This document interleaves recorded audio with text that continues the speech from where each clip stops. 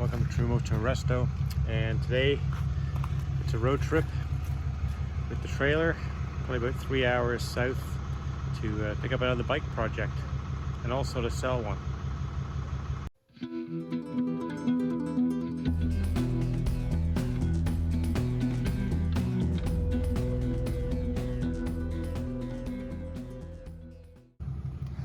So inside the trailer is the CB900. It's going to its new home, and while I'm there I'm picking up another bike.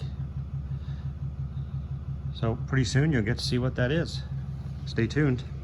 And on today's video, it's a long road trip south, and I'm taking the CB900F to its new home, and while I'm down there I'm picking up another bike. So a friend of mine and I did a bit of a trade deal, so stay tuned.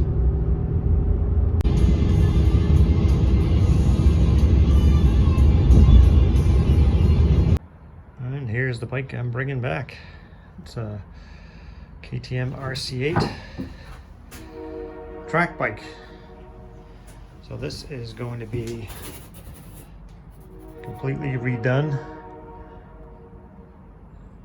And we'll show you what it's going to look like. Alright, we are all loaded, so we'll get this sucker home. Did come with a whole pile of extra fairings, which in pretty rough shape, but that's okay. Looks like they've been wrapped, so we'll have to strip all that off just to see what we have underneath. Alright, so there it is. 2009 RC8, and so yeah, it's a track bike, no lights, all lightweight fiberglass bodywork, a slick tire on it, and so this is going to get converted into a MotoGP replica KTM livery. I'll show you a picture of the bike that it's going to look like when it's done. All right, so that is basically the livery that bike is going to get done in. I've seen a couple of RC8s done in this color scheme. I'll try to insert a still photo in the video here if I can.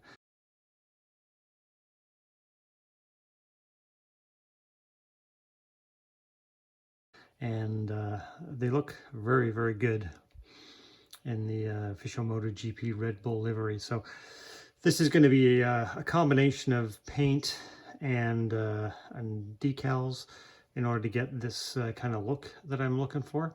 And then I think the other thing that'll be interesting is I'm going to have to do a combination of shiny clear coat on areas like this on the top of the tank, and then areas like this and the bulk of this area here where it's kind of all the Red Bull and the tank front fender will have to be a satin or flat clear coat, probably a gloss down here. And yeah, I'm looking forward to doing it. I'm gonna have the plan is my son is a wizard with graphics and creating I guess they're called vector files for creating these kinds of graphics. So I'm hoping he can create all the vector files, and then I can, so for instance, he'll create, the Red Bull and then the logos and all that kind of stuff on the computer. I then send that to the local graphics company, and I'll go there and pick out all the colors, and then hopefully they can just print it, and that will save me all kinds of money doing it that way. So yeah, that's what it's going to look like.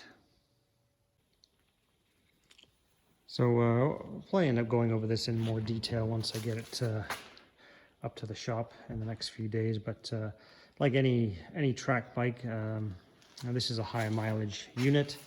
I think there's over 70,000 kilometers on it, and you have the typical, some of the, again, this wood screws attaching the top of this fairing. You can kind of see the underside of the screw there. So that kind of stuff I don't like. That'll get sorted out. And the kickstand bracket is broken off there. There's a ding in the swing arm. So no real surprises from that perspective. Yeah, it's it's got an extra long bar on this particular side of the bike. I guess because maybe when you're hanging off, you need a bit longer bar on it. I don't know. But yeah, I mean, the bar ends are chewed on this particular bar. They're okay over there. But yeah, and all that wrap. So anything that's orange has been wrapped. That'll have to come off. All the white is painted. There's some obviously decals on here. All this will come off. I'm not sure if the seat is going to be savable. It would be a shame to lose it, but we'll have to see if I can get that off in one piece or not and glue it back on. Fork seals are shot. You can see there I had it tied down in the trailer, so that tells me the fork seals are buggered, so they'll have to be replaced. And yeah, well, there'll be other things I find as I take it apart, no doubt. And once all that wraps off, then that will for sure show a multitude of fiberglass body damage that I'm sure that has occurred. And will have to be repaired before it gets painted, but that's all par for the course in these scenarios with track bikes and whatnot. That's just the way it goes. You got to expect it. You kind of unwrap it and send it back. You're going to find you know, places where it's been sent down the road and had issues. So, but we will get all of that sorted out. All right, so we are in the shop. Got it up here. Seems to run fine. It doesn't seem to like being cold. So the first, I say 10 seconds after it fires up, doesn't like the throttle being touched. It'll stall. Once it's run for about 10 seconds, it seems to run fine. It revs fine. I found I couldn't find neutral when I started playing around with it on the stand, and then I remember that it's probably kind of race gearing setup, and it is. It's 1 up, 5 down. So once I figured that out, I was able to find neutral.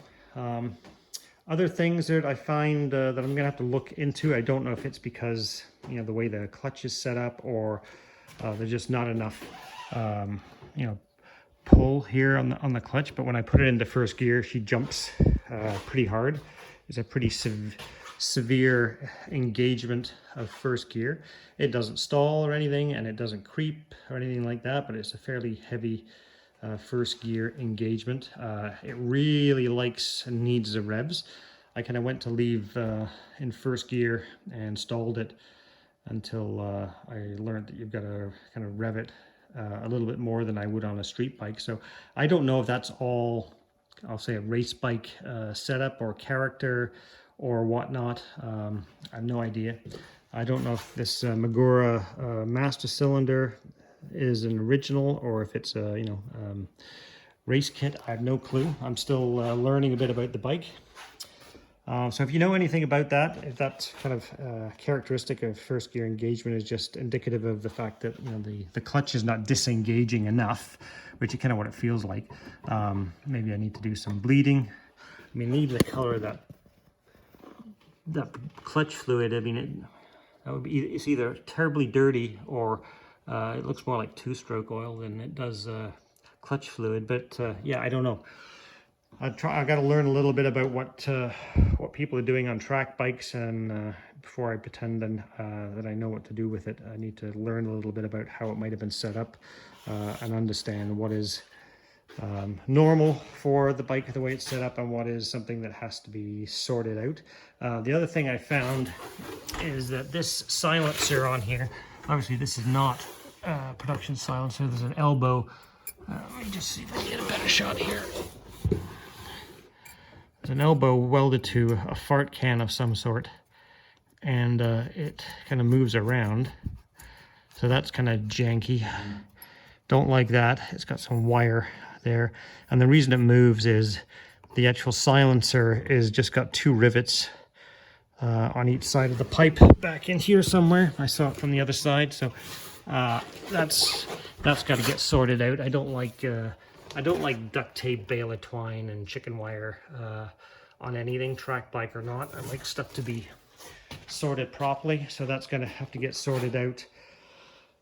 What else have I found? Yeah, I did mention the Robertson wood screws and that kind of stuff. That's all got to get sorted out. That's got to go. So yeah, aside from that, I mean, it ran really well. Once I got the hang of the clutch, you know, got the revs and everything else, it wasn't too bad. I had to ride it up the hill on the grass to get up here, because my garage is kind of built into a hill. So this is the second level of the garage, and I bring my bikes in through the back doors there. So there was yeah, you kind of have to ride up a hill and then around the back and then up into the garage this way.